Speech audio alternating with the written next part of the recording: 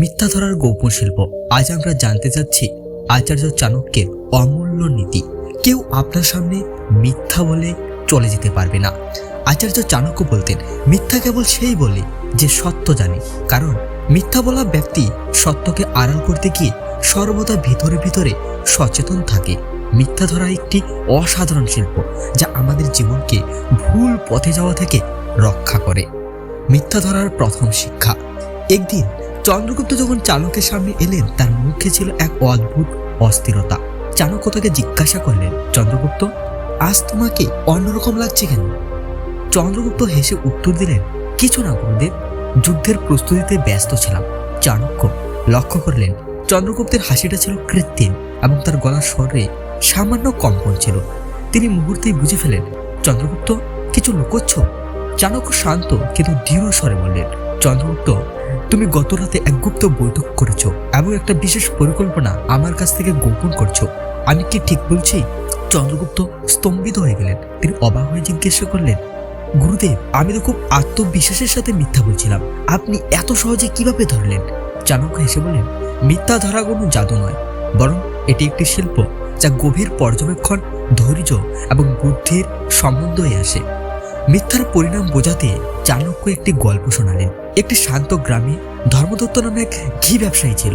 তার ঘি ছিল বিশুদ্ধ ও সুগন্ধি, কিন্তু অতিরিক্ত লাভের লোভে সে ঘিয়ে সস্তা তেল মেশাতে শুরু করে।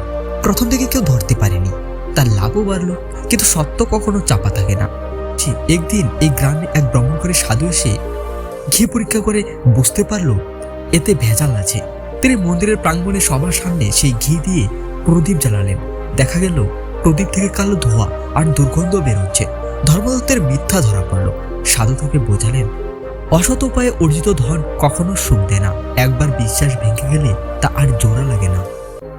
আচার্য চাণক্য চন্দ্রগুপ্তকে শিখিয়েছিলেন কিভাবে একজন ব্যক্তির আচরণ দেখে সত্য মিথ্যার বিচার করতে হয়। শারীরিক অঙ্গভঙ্গি। মিথ্যা বলার সময় মানুষের শরীর অবচেতনভাবে পরিবর্তন হয়। মিথ্যাবাদী ব্যক্তি সোজাসুজি চোখে চোখ রেখে কথা বলতে দ্বিধা করে, বারবার চোখ এদিক ওদিক সরায়। অনেক কথা বলার সময় বারবার নাক, মুখ বা কান স্পর্শ করে। এটি মানসিক চাপের লক্ষণ। নাম্বার 2, কণ্ঠস্বরের পরিবর্তন। মানুষ যখন মিথ্যা বলে তখন তার কণ্ঠস্বরে অস্বাভাবিক ছন্দ নষ্ট হয়। হঠাৎ করে গলার সুর উঁচুতে ওঠা বা অস্বাভাবিক নিচু হওয়া মিথ্যার ইঙ্গিত। কথা বলার সময় বারবার তোতলানো বা অপ্রয়োজনীয় শব্দ যেমন আসলে ব্যবহার করা সন্দেহের কারণ। নাম্বার 3, গল্পের অসঙ্গতি। সত্য সবসময় একই থাকে, কিন্তু মিথ্যাকে সাজাতে হয় মিথ্যাবাদীকে একই প্রশ্ন বারবার ভিন্নভাবে করলে তার উত্তরের মধ্যে অমিল বা অসঙ্গতি ধরা পড়বে। সে আগের কথার সাথে পরের কথার তাল মিলাতে হিমশিম খাবে। নাম্বার 4, কৃত্রিম আবেগ। মিথ্যাবাদীরা অতিরিক্ত আবেগপ্রবণ হওয়া অভিনয় করে। তাদের কান্না বা হাসির মধ্যে কোনো গভীরতা থাকে না। মুখে হাসলেও চোখে সেই উজ্জ্বলতা দেখা যায় না। তারা অন্যকে বিশ্বাস করানোর জন্য জোর করে আবেগ দেখায়।